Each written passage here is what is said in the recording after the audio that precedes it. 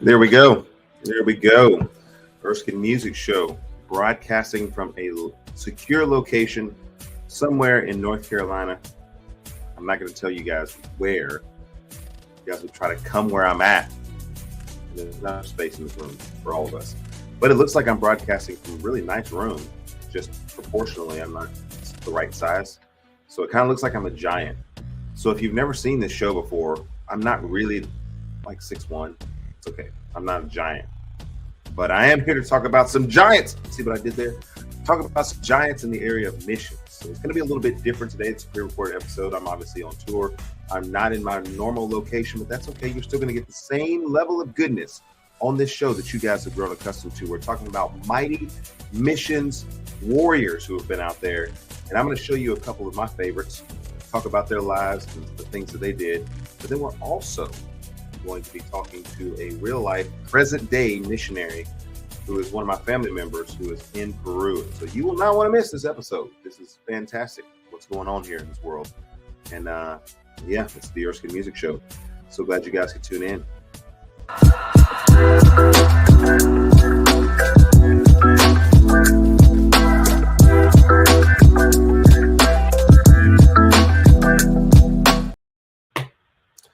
All right. Well, all the information is down there at the bottom of the screen for you, and I need to figure out how to get this on here.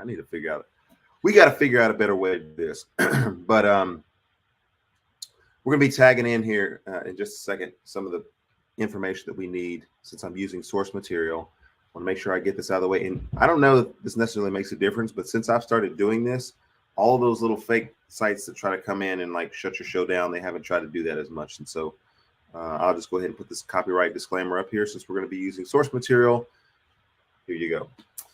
All right. So according to the Copyright Act of 1976, Section 107, it allows me to do broadcasts like this for the purposes of fair use, criticism, comment, news reporting, teaching, scholarship, and research. Get that stuff off the screen. All right. So that's how we do this on this show. And for any of the tags that you guys will want, it'll be down at the bottom of the screen. Just look down, people. Just look, follow the yellow brick road. Look. There you go. And so that's going to be scrolling on the bottom of the screen. But I figured normally what we do is I tell you guys to get out your brown floppy Bible or your black floppy Bible, and we're going to dive into the scriptures. The scriptures would be none other than the Great Commission that we're supposed to go make disciples of all nations, baptizing in the name of the Father, the Son, and the Holy Spirit, and teaching them to observe everything that I've commanded. I am with you always to the even to the end of the age. And so that's the Great Commission that Jesus gave. That would be the scripture for today. That's overarching everything that we're going to be talking about. It's going to be a theme that is found throughout this show today. However, I did want to make mention of the fact that we are looking at a real life missionary. And so I don't know that he's not in a hostile or restricted country, but I just want you guys to sensitively be praying about your mission involvement as we go through the show today. All right. I managed to make it through the introduction. Some notable absences here today. If we're taking roll call, you guys who normally watch the show, you can tell me who's not here today. We know who's not here. We can look at the screen and say who's not here. Who didn't show up for our show today? Big Head did not show up for the show today. He is absent. He is going to get a tardy slip. And if he doesn't show up by the end of the show, he is going to get an absence. And that's going to go on his permanent record. Also noticeably absent on today's show, we do not have our normal sound effects for the show. And so at any time when you guys are watching the show, if you want to just go ahead and make your own sound effects, I think that would probably be appropriate to our situation today. I'll let you guys handle that in the way that you best feel like is possible. But yeah, no sound effects today other than the ones that I'm giving you guys. However, as we begin the show today, we're going to definitely have a few names. And let's just say we put it in a hat. Let's just say you Googled the top 10 missionaries, their impact in the area of mission. Obviously, there's not a ranking system. We're all on the same team. But the ones that would normally come up on the screen, some of them you guys know I've talked about before. Some of them, this is the first time that you'll find out. You'll find out more about me and kind of some people who have aided me and encouraged me in the area in the subject of missions. Can we get that on the screen? Is that still possible? All right, let's move that over there. One that would come up very often is none other than William Carey. I wish they would have put his middle name on there, because a lot of the old dudes, when you would see their middle name, they always had like these incredible middle names. Like it was probably like William Aloysius Carey, something like that. Truett, William Truett Carey. It was like W.T. Carey. I mean, it was this stuff like that. I don't know what his middle name was, but I do know when he lived, and I do know what he did. 1761 to 1834. That's when he lived, and he is known as the father of modern missions. Can we get a picture of him up on the screen? I don't want to just, yeah, Carey, where you at? Oh snap! That's not the button for William Carey. What's going on here? All right, William Carey, get up there. That's him. That's all. It's little. All right, he gets okay. I see what I did here. We went from little to big. So he's not little in terms of his impact and his scope. But here's William Carey. He is the father of modern missions. You got all that good information about him. But check this out. Carey was an English missionary to India. You guys know I love India. There's folks who are watching this show today from India. He was known as the father of modern missions. He was in India as a skilled linguist. Listen to what he did. Linguist, writer, printer. He translated portions of the Bible into many different languages. Carey grew up in the Church of England, but was saved while an apprentice to a shoemaker. He eventually joined the Baptist Church and went to India as a Baptist missionary. He was a self-motivated learner, it says, and he taught himself Latin, Hebrew, and Greek just to get himself started. He founded the Baptist Missionary Society and was instrumental in influencing many other missionaries to the foreign field, particularly to India. And so I'll raise my hand and say, thank you, William Carey, for your impact and your influence. All right, I want you guys to guess. I want you guys to be interactive today. Tell me who you think another missionary, you won't get this one. This is one of the famous ones that is often talked about online, but this is one that probably the most impactful missionary that has guided sort of the way that I think about this. And I'll tell a quick story here in just a second, but anybody want to put any guesses on there? Anybody want to put any names up there? Anybody want to type any names in the algorithm to help show out? People got to know that there's something going on this show. There's a fire that started. And so type the name up there in the screen once you guys get an idea of who you think it is that I'm going to be talking about next. And I'll give you the dates just so you could pick from all of church history. But 1788 to 1850, almost overlapping to some extent. They were contemporaries of one another, and remarkable stories of things that they did, how God used them. It was incredible. Let's get William Carey off of there. William Carey, thank you for your contribution. Hey, I'm a little out of order today, but I will say this. I want to say thank you to all the silent army, the silent soldiers that are out there. I'm going to give you guys a name. You are the silent soldiers that are out there. I'm finding so many different people who keep coming up to me and saying, I watch your show. I never make a comment. You know what? If you never make a comment, that doesn't necessarily help the algorithm. But when I show up places and I'm playing and you're like, yeah, I watch your show, or I've watched several of your shows, and I love the stuff that you talk about. Love your energy, love your show, love the content there, but I don't ever make comments on your show. If you're part of the silent soldiers that are out there, and you know who you are, Silent Army, it is just so awesome to know that you guys are watching the show, that you guys have been a part of this thing, this experience, and that you guys are the ones who are keeping this thing going. Is your energy, your momentum, and the way that you guys approach life is what is keeping me going here, because you guys are super excited anytime I get on here. All right. Time for you guys to get something on the screen is up. It is over. Let's get our second missionary on here. This is amazing. I love this. Let's see. They get bigger. Oh, they get bigger. Come on, he's a little bigger. Nah, he's probably the same size.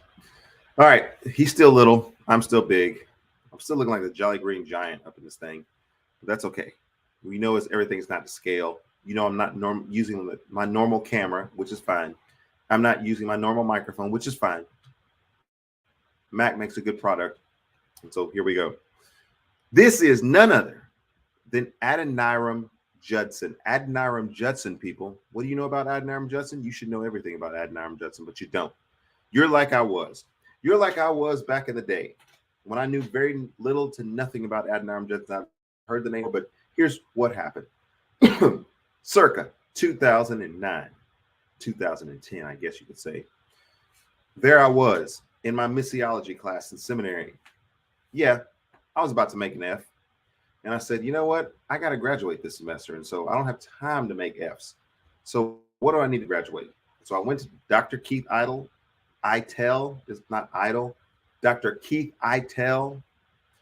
And I said, Dr. Eitel. It was really, we said Idle. But Dr. Idle, but I can't say Idle. Dr. Eitel, could you please tell me what I need to do to pass this class? And he said, well, here's what you need to do. You need to read the autobiography of Adoniram Judson. It's a book that's about this thick. It's called To the Golden Shore. And I thought, well, if that's what we got to do, you guys know the sound effect is do what you got to do. So that's what I had to do. I had to read this. I had to make sure that I read it, did a book report on this book, turned it in time, got the credit, get the heck out of seminary. And so I ended up reading this book, and lo and behold, I started to like this book. First chapter, second chapter, third chapter. By the fourth chapter of this book, I'm engrossed in the story of how Adoniram Judson comes to faith in Christ. And I'm so enamored with this story. I'll read you a little bit later about his history and who he was. But I started getting so enamored with the story that I'm like, told my wife at the time, which is still my wife now.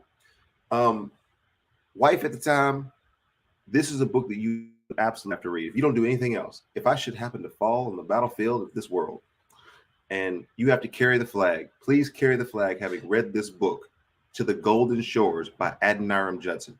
Incredible book. Fueled my passion for missions. Since then, we've done several things, gone overseas and had all sorts of adventures. But here's the deal. Adoniram Judson was a Baptist missionary. Look at how this story takes place. It was a Baptist missionary who became the first North American Protestant missionary in Burma or Myanmar. Like other missionaries, he was involved in translating work and church planting. Remember, he was a contemporary of William Carey. He went to the field as a Congregationalist, but after much study of the Bible, which is what we should be doing, he became convinced that the Baptist doctrine was more biblical. Because of the anti-Western sentiment in India, he moved to Burma. It took him 12 years to see his first 18 converts. By the time he died, he established 100 churches with over 8,000 members. The Baptist churches in Myanmar celebrated Judson Day each year to commemorate his arrival in that country.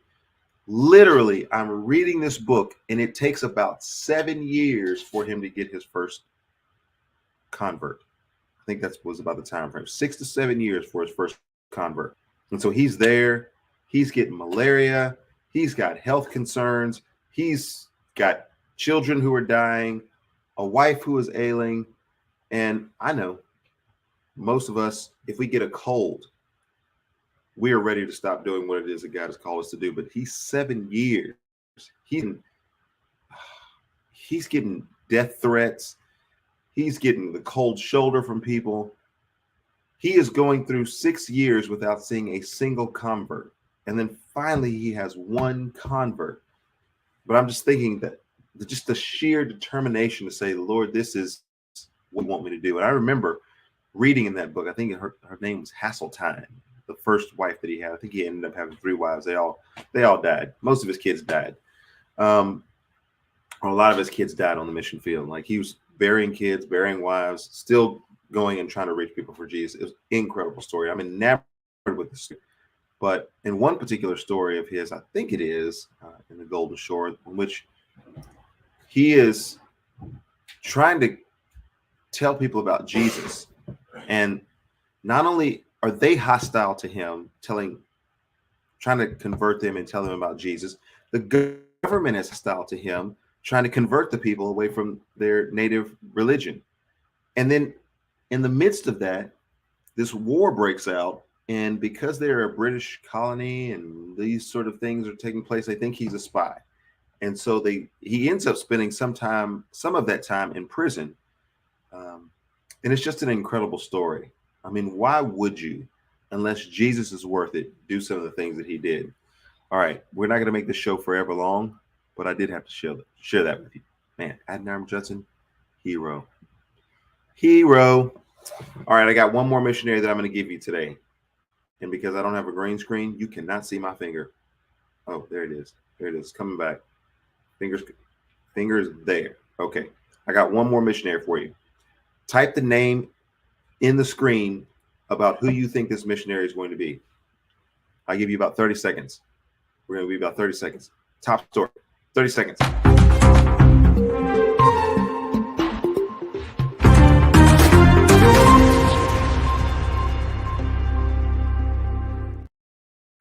Did you guys put a name in there? Just throw any name out there. You could even throw people who were not missionaries out there and use that as your guess. The only wrong answer is not to answer. But no, there isn't a right answer here. Here it is. Put this on the screen. They get bigger as they go along.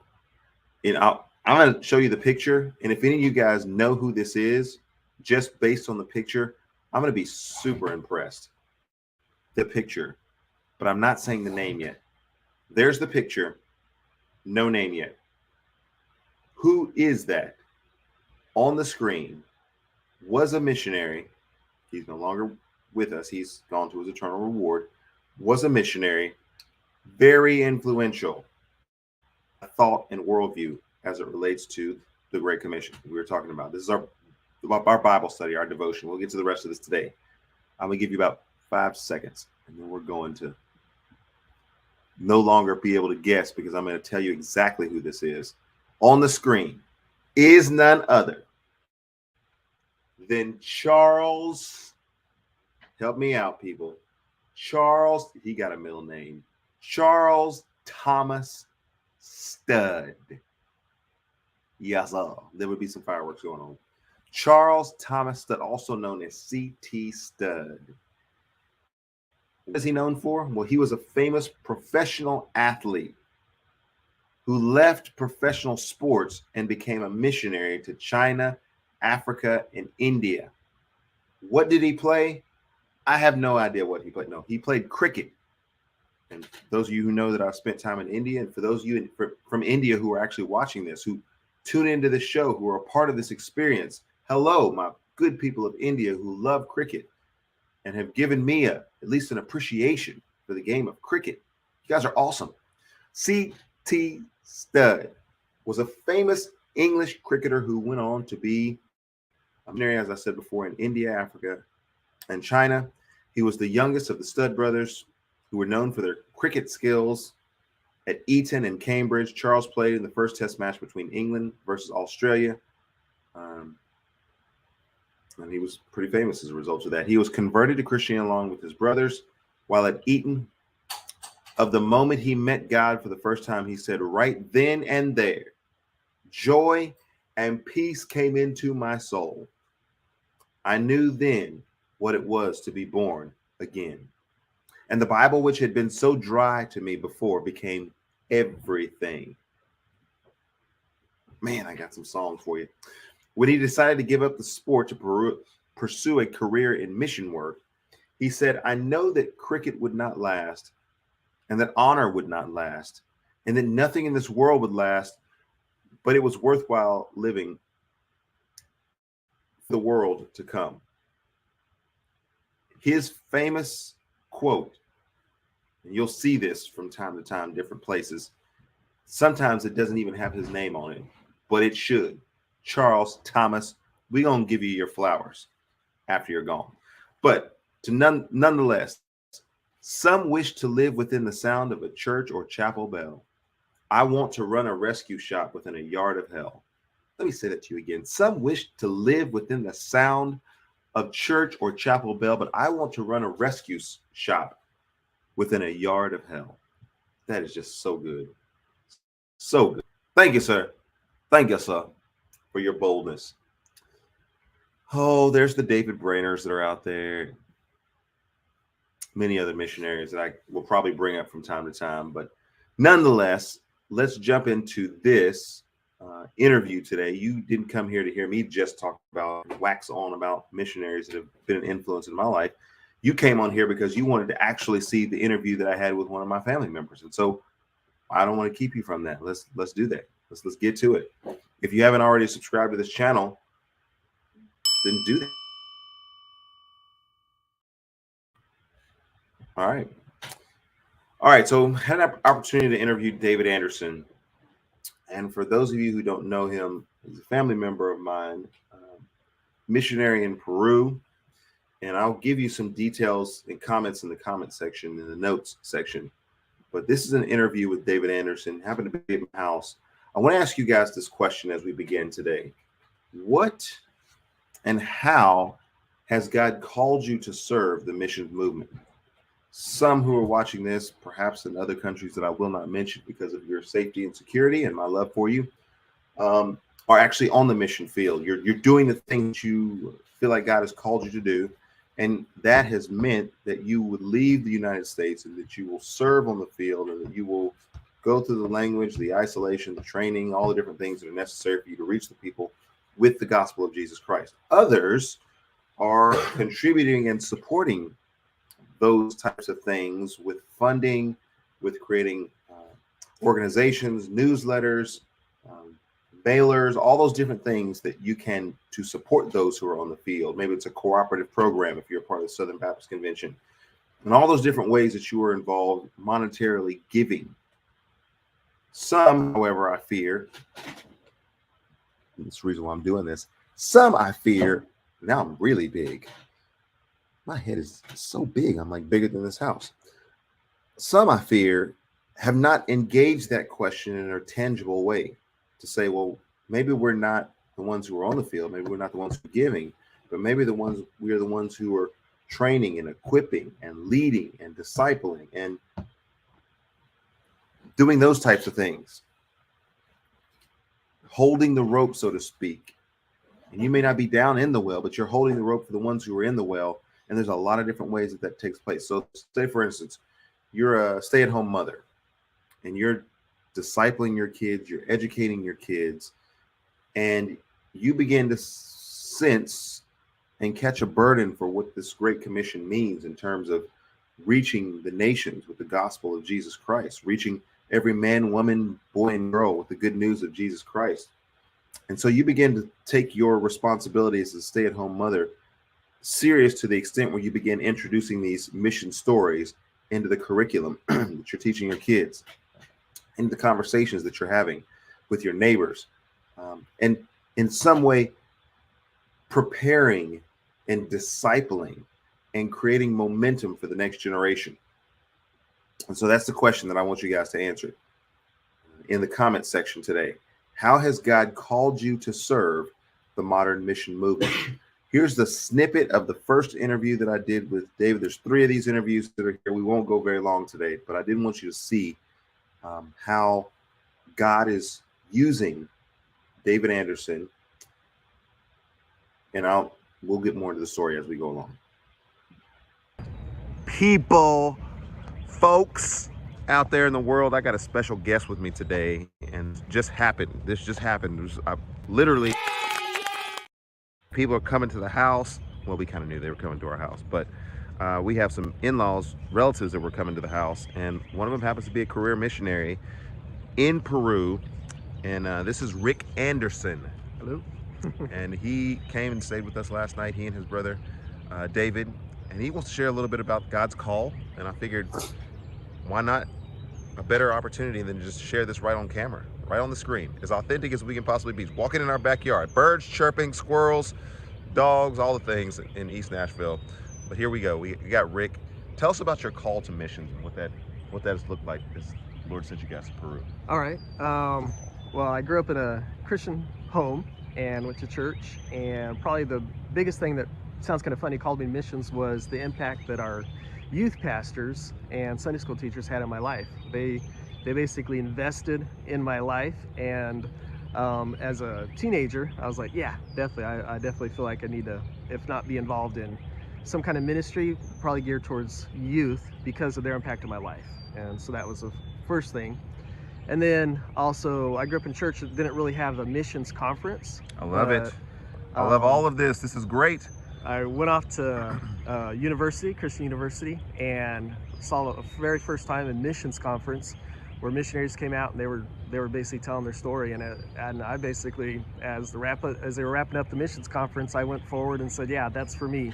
I'm excited. I'm very excited for that. And then also, my fiance at the time gave me a book, a mission biography, and I read through that. Which was a mission biography? Nate Saint. Okay. It was Nate Saint, and the one that got me was Adoniram Judson's to the Golden Shore. Nice. Yeah. So definitely encourage you, man. Read some of those biographies of missionaries. They can have a huge impact. And if you hear about a missions conference, go and meet the missionaries and hear their story, and it can have a huge impact too. God's got you in Peru. Yes. That started leading the direction to Peru. We're going to come back in just a few moments, and we're going to hear about that. I got some special announcements for you guys, but we're going to be hearing about that in just a few moments. So hang on, Erskin Music Show. All right. That was part one of the interview. There's 3 parts that I'm going to show here today. What does that stir up there? You heard him say youth pastor, Sunday school teacher. That doesn't necessarily have to be your entire vocation. But can we get some Sunday school teachers out there? Vacation Bible school, children's workers? What kind of stakes do we have that are out there for those who are doing those kind of things? You might be educating, you might be giving a love for, you might be creating a passion for the next generation. And you don't have to be a certain age to be able to do that, to take a missionary biography and begin to break that down for certain people, to give people a book, or to challenge people, or to have people even supporting you. There's something that's neat about just, the process of letting people know that you're involved in missions as well. So it doesn't require you to have a ton of money, doesn't require you to have even a life position that's set up, or a career that's already set up and ensconced in those things. You just have to have a passion for telling people about the good news of Jesus Christ and figuring out ways that you can leverage what God has given you to be able to do that. All right, since this is the Erskin Music Show, what are we going to do? Music. The song is called Is He Worth It? You guys know that's got to come out when we talk about missions.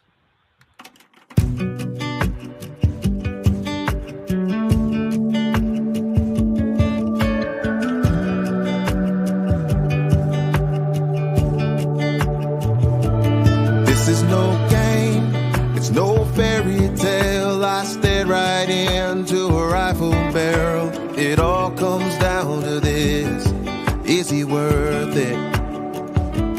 This is no dream, it's reality. They stole my love and my dignity.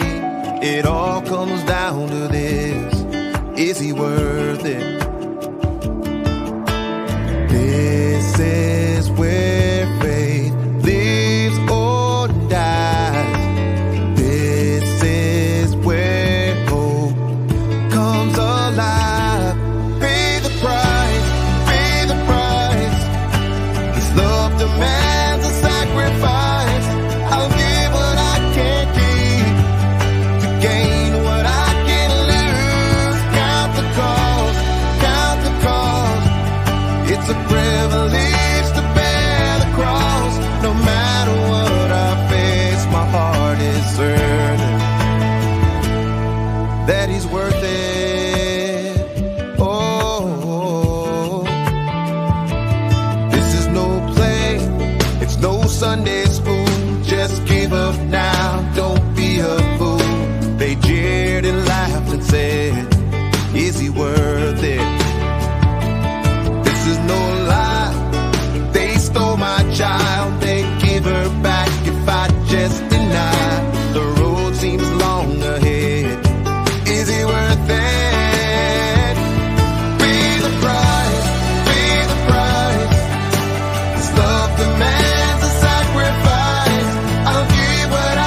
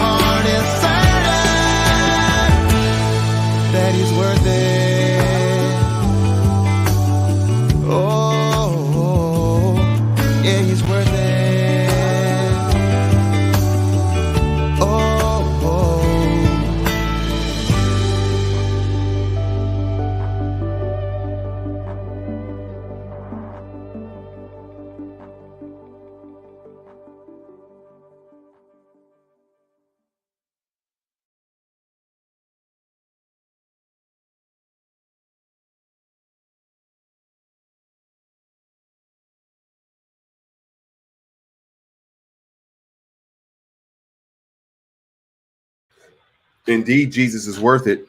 And got my orange here. Good source of vitamin C. Now you can't see it. Now you can see it. Anyway, in the middle of an interview here with David Anderson, and I want you guys to just recognize all the different ways that God works in people's lives that create a passion for that, but then that impacts other people's lives. Talks about his fiance, talks about his family, and he's going to talk about more of what his life and situation has been like in Peru, and there's some other lessons that we can learn from that. So we're going to put the sound on here, and then we'll let this go. The call to missions, and I want to make sure that I'm clear about saying this, folks. All of us who are in Christ have a mission that God has called us to. It is the Great Commission.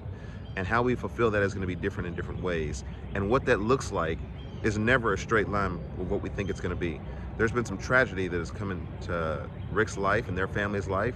He's got 4 daughters? Yes. Okay, Yep. and their family's life. And so he's going to share a little bit about that and even how God is glorified in that. I want you to hear this. This is incredible. Yes. So my wife was Kathy Pace, so Kathy Anderson after we got married, but she was a missionary kid that grew up in Peru, South America. And so when we ended up in Peru as missionaries and have been able to work there over 18 years. And just 2 years ago, 3 years ago now, she was diagnosed with colon cancer and had some major surgeries that saved her life. And they thought they'd gotten it all, everything looked good. But then in 2019, as COVID was getting started, that found out that the cancer came back and she had less than 6 months to live. God gave her a little bit more than 6 months, and she did pass away at that point. And my daughters, we have 4 daughters, but they are older, so God allowed Kathy to stay until they were older. My youngest ones are 21 years old, and so older girls.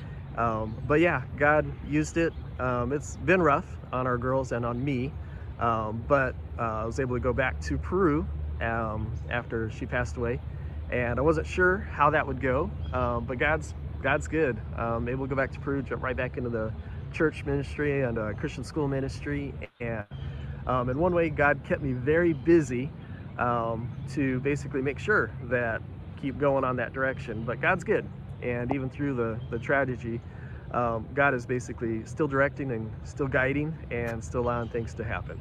Wonderful. Here's what I want you to do. I want you to pray for this man. I want you to pray for this man, pray for his daughters, pray for his ministry, and pray that God would continue to just open doors that no man can shut, shut doors that no man can open, and continue to bless that ministry there. When you see this man, you pray for him. You see him, you pray. You don't see him, but then you see him again, you keep praying. All right, so the Erskin Music Show. So silly. Sorry about that. That was a very important moment there, and I didn't want to make light of that, but I did want to say that we do need to be praying for David Anderson and the ministry that he has there. Undeniably a work that the Lord has put before them. He's going to come back in a moment. He's going to share some of the incredible things that he's been able to see as a result of that. But let's think about this in the context of the book of Job.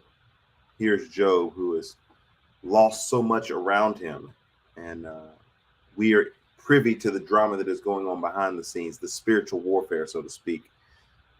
And yet, in the midst of that, without having any knowledge of all of that, being present in the moment with God, there's lamentation that takes place there, and certainly there have been moments of weeping and moments of sorrow in Anderson's lives.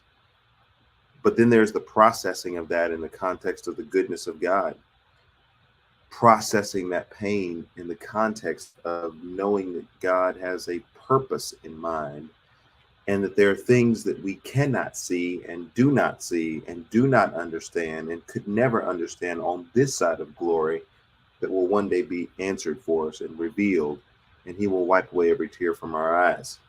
And to see the hope and the optimism that he has in the midst of the challenges that are still faced there. And, just honored to have David Anderson at our home. We receive their newsletter every month, get updates periodically about how things are going there on a more specific basis. But you put some prayer respect on his name, and be praying for the Andersons and David Anderson in particular, And I know he's not the only one who's been in that situation before, but he's the only one that's on the show today. And so that's what we're going to do is we're going to respond to what we have before us. And if the Lord lays other people on your heart that you need to be praying for, maybe your refrigerator looks like our refrigerator, and there's missionaries that are lined out on the refrigerator, and you pray for them periodically. Maybe we double down in prayer and just begin to pray about the circumstances in their lives. All right, one more song, and this is, guys, this is my favorite song that I never play. So is it really my favorite song? I do really love this song, and it really has a powerful message about life and how much life matters. But unless it gets requested, I don't normally play it. But I'm going to request it myself today and play it for you. Life Matters.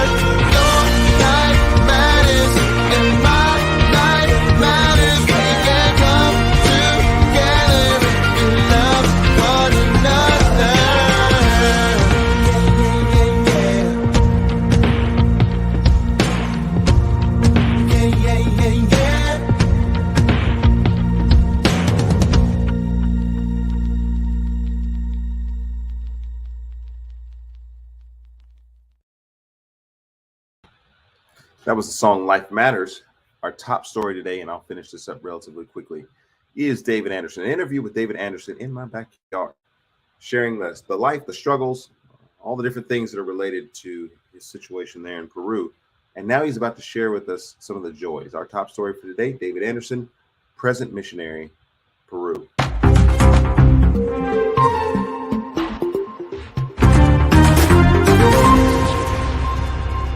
Got one more.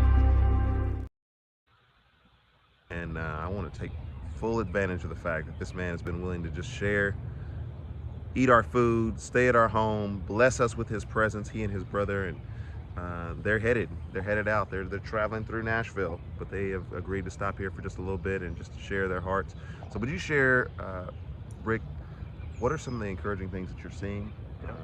Things that you think would encourage our audience, would encourage any believers who are out there? Yeah, so actually, it is encouraging to be in Peru and have a chance to share the gospel. Amen. And to work with church, we have an English service that we work with and also a Spanish service. And just the openness people have for hearing the gospel. Obviously, there's some that don't, but man, you take the time, share the gospel.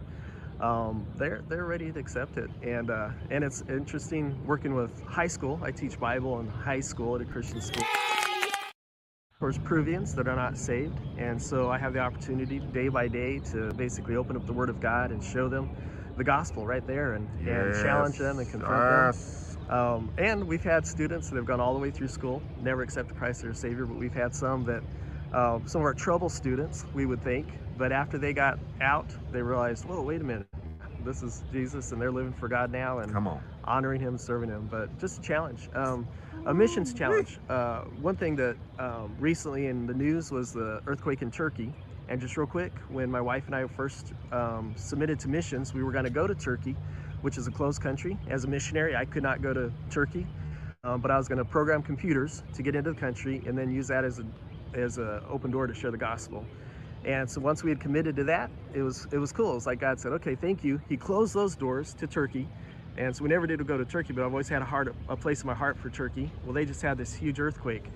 And if you look at some statistics of Turkey, 0.02% would be considered Christian. And if that were true, there's about 45,000 that died. The death toll now, about 45,000 just in Turkey, up to 47,000 if you include Syria. Come on, bring this home. This home. I know where you're going with this. Yeah, so if it's true, then less than 100 people were saved. Now, that percentage is including anything and everything that would consider themselves Christian, which personal relationship or evangelistic Christianity, it's more like 0.02%. And if that were true, and what I would consider true Christians, out of 45,000 people that died, there's less than 10 that would be saved in heaven with God now. So the missions call is true. We need to be ready, willing to share the gospel with people we meet now. Bring it home, but also, brother. Every one of us should be involved in missions, supporting missions, praying for missions, and be willing to go on missions trips, be willing to go to other countries because the need is there. People need to hear the gospel. I saw what you did. We gonna have to come down there. Oh yeah, you're welcome. Anybody's welcome. Come visit me in Peru. I'd love to have you. We gonna have to go down there. All right. If you hear about Erskin music in Peru, it's because this interview is just it's just changed everything, just wrecked everything. All right. We're gonna go sell all of our possessions and head down to Peru. All right, here we go. But no, thank you so much for your time. I appreciate it. Thank you for just giving us a clarion call as to the most important things. All of our lives are so busy. We get busy doing so many different things, and what's most important is the gospel of Jesus Christ. All right. God bless. Thank you. More on the Erskin Music Show.